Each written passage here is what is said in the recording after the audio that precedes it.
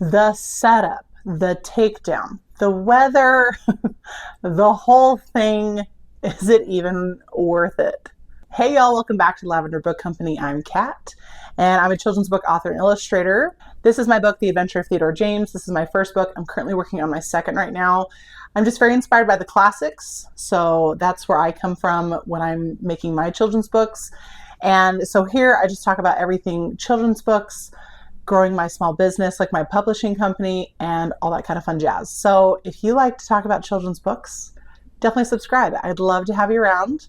We kind of have a good time over here. So definitely hit the subscribe button and let's dive into farmers markets. So is it even worth your time to do a farmer's market? Now, I do have a lot of thoughts on this. I am actually going to be breaking down the cost for each farmer's market for each month that I did go.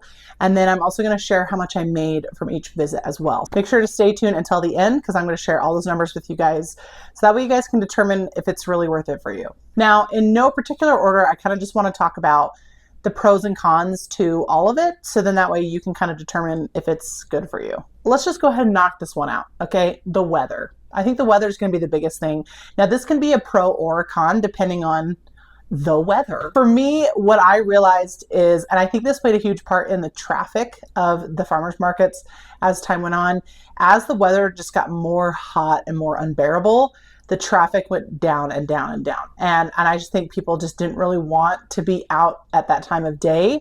So next time what I'm going to do, the one that I did attend the entire time, the entire summer, it was from 5 to 9. But then going forward next year, what I'm going to do is I'm going to try to find a market that maybe has just like a better timing. I'm going to see like what other times that are offered for other markets as well, because next year I do want to kind of bounce around a little bit because I think that'd be really fun. So just be prepared with the weather. Okay. You might live in a place where it rains a lot. Here in Utah, we're technically a desert, so it doesn't rain a ton here. It's very hot. And because of the elevation we're at, it just gets very intense. And so I think just by like July, August, people are just over it. People are so sick of the heat. We're ready for it to start cooling off. So I think people were just kind of done. So, but be prepared if it does rain a lot where you're at, be prepared to have to deal with that. One of the biggest pros I would have to say is being able to meet people like within my own community and being able to talk about like my passions and stuff in person with people, because it was really cool to see people's reactions like in person to my book and kind of the mission that I have. And it was just really fun to be able to see people's like genuine reactions and people's reactions to self-publishing a children's book. Like people really do understand like the work that goes into it. So they're always like, wow, like good for you. Like this is a lot of work. It's just been really fun to be able to kind of share the story in the book with people in person. And I just absolutely love making those connections like in the community with people. Okay, setup and takedown. So this one I did want to mention because you may want to keep in mind that you may want someone there to help you set up. I don't think you really need the help, but you'll have to factor in the time and the energy that goes into setting up for something like that. My husband and I became kind of like a well-oiled machine after a few markets. We can get like the full like canopy and like table and like the majority of everything set up within like 10 minutes. So we were like, we became like a well-oiled machine. Same thing like with takedown. We got very quick with like takedown as well. Now, I don't really have a ton of product, so keep that in mind as well.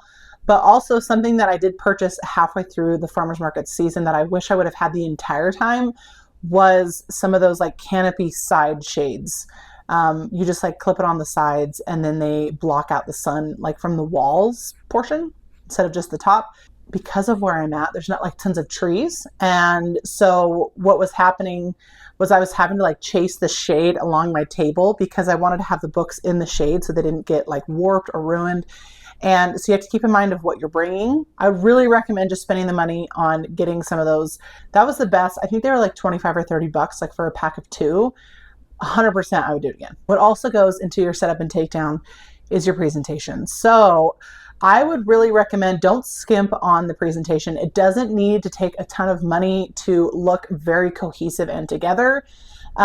This was something that I really wanted to make sure I was kind of sending like a really strong message on, was because I was showing up there as like a business, as like a brand. It wasn't just like me doing things. I think if it's just you kind of selling a hobby, I don't think it really matters as much. I don't think there's like as much pressure to have kind of like a brand feel to it.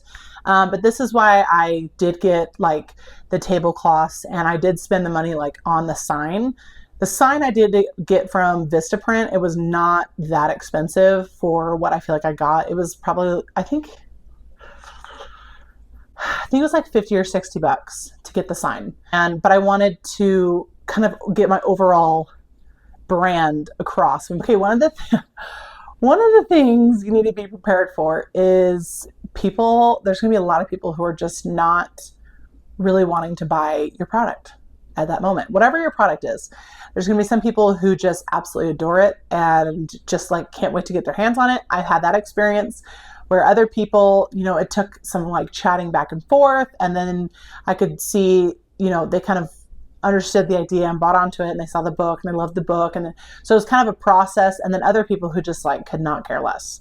And so you'll get a total variety of people, from people who walk by your booth and you talk to. And so I think it's important, just remember, you will see a whole variety of people. And I think it's the same like shopping process that a lot of people experience, except you're not really always standing, like the person who makes the items isn't always just standing there, like seeing the reaction in real time. So, but we all kind of go through that same process, like when we're out shopping and doing things, like we either completely love something right away, or we have to like read the ingredients, or, think of the outfits we want to put together with something before we buy something. You'll see a variety of people. Make sure you are basically selling yourself. And what I mean by that is like the way you show up. So like being ready for the day. Now, I'm not saying that you need to be like fully dressed, like in really nice clothes. I wasn't, but I was always there like in like a cute casual outfit. I had like my makeup done. I was there to like present myself and my business and everything that I was like offering. Especially when it comes to a small business, I think people buy a lot onto the person. And so unfortunately that means you are that. My brain's like everywhere today.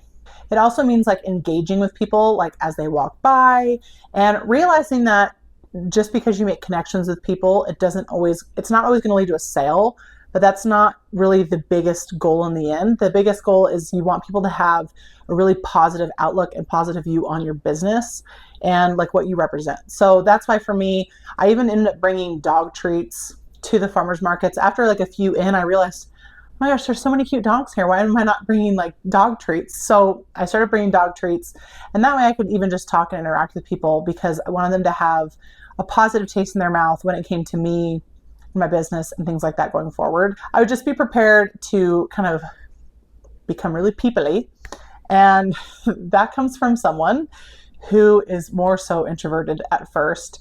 So, but for me, it's just, I'm talking about what I'm passionate about. So for me, it's very natural to want to talk about it. It's really fun to be there. And so just enjoy the whole experience of being able to connect with people in your own community and like in your surrounding area. I would recommend to not stick with one market. This was something I learned this past year, because this is obviously my first market season. So I didn't realize that the applications for the farmers markets closed pretty early on in the year. They want people's applications in, and they usually have them like closed off, I want to say by like March or April. Don't start until like about May. So I would just kind of keep that in mind. So I would definitely plan it really strategically. I would definitely talk to people if you've not done farmers markets, and if there are some in your area that are still going on. What I would do is I would go to those markets and talk to the people there. Because let me tell you guys, there are some people there who have been doing this for years, and they are the nicest people. They're more than happy to share information with you on like which ones are really good, which ones attract a lot of attention. Depending on what you're selling, you would be really good at this market or this market. So I've been able to kind of strategize what I'm wanting to do next year. So I would like to kind of bounce around within the towns near me. But there's also some that are a little bit farther away that I'm also wanting to partake in, just because I think they're going to fit really well with what I have, if that makes sense. So I think too, just be strategic on like whatever products you have. Definitely look at where you think those are going to do better in. Different cities just tend to have kind of different tastes, if that makes sense. I don't even know if I'm making sense. So just do some research on the different markets, how many people they attract, and things like that. Okay, so I think I kind of ran through the biggest things of the markets. Okay, so for my first year, I went a total of 6 times. So I went once in May, twice in June, twice in July, and once in August. May and June were by far my best months. Definitely had the most traction and the most sales during those times. And then as time went on, it dwindled. So for the market that I was at, my booth fee was $30 every time that I went. This can vary depending on which market you go to. Typically, the more popular ones, they will charge you more because it's just more coveted space. This was more of like just kind of a smaller town city one. So it was only $30 every time for me to go. So for me, my goal was as long as I made my booth rent back, then I was happy. Then I was totally fine, which I did do at least each time. So that's good. For the entire season, I did spend $180 on booth fees alone. Now I'm going to go through and break down each month and what I made per thing. If I'm looking over this direction, it's because I have it on my iPad right here because I put it on my notes section. So that's what's going on. So for me, I went one time and I made $244.85. So overall, I think that was a really good day. The market is 4 hours long. So for me, I felt like that was good. Like I was pretty excited about that. I thought that was good. That was a good reward for the input kind of thing. I felt like that was fair. Okay. And then for June, so I went twice in June. So $60 worth of booth fees in June. But the first time I did make $307. Oh my gosh, I cannot talk today. Blah, blah, blah. $307.79. Blech, I can finally get that out. The second time I went, it was $284.83. So June for me was a really good month. I was really excited about it. So I was like so gung-ho. I added on like more dates to the market, seeing how things were going. And then I was going to kind of go from there. So, and then in July, this is where things like take a turn. So the first time I went in July, it was the weekend of July 4th. And the reason I did this was because I knew it was going to go either one of two ways. It was either going to be super, super busy because it was the holiday weekend, or it was going to be super, super slow because it was the holiday weekend. And unfortunately, it was super, super slow. $74.94. Woo. Hey, at least I made my booth rent back. Okay. That's all I cared about. For the second time, I made almost the exact same amount, which was $74.93. That was fascinating. And the last time in August, I ended up making $89.95. So I really think the traffic levels between like May and June and then July and August were so stark different. I like could not believe it. And I genuinely think, one, I think people are just busy doing stuff. People are like camping and taking trips and things like that.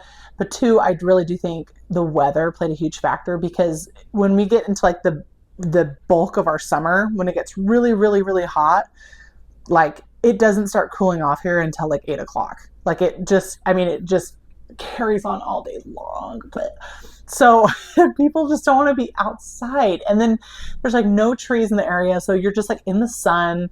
So I genuinely think people were just over it. So like I said, so booth fees for the entire season that I spent was $180. But my gross, so this does not include like my booth fees or anything like that. This is my gross. My gross was $1,077.29. So what do you think? Was it worth my time? I think yes. I think for my first season, I think it was definitely worth my time. I'm very excited for next season because now that I have a whole season under my belt, I'm very comfortable now with the gamut, the whole setup, the whole shebang. I'm very comfortable with the whole thing. And so I'm very excited for next year. We'll also have my second book with me as well. So I definitely think the more variety, the better. And so as my seasons go on, the more books and options that I will have for people. And then I can do fun sales for people as well. And that was something that I really enjoyed doing, was like special farmers market sales that I wasn't offering on my website.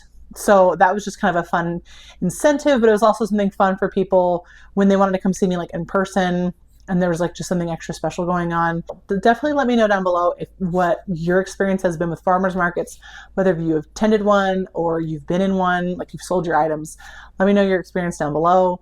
Definitely subscribe if you haven't already. I have some really fun children's book topic videos coming up very shortly.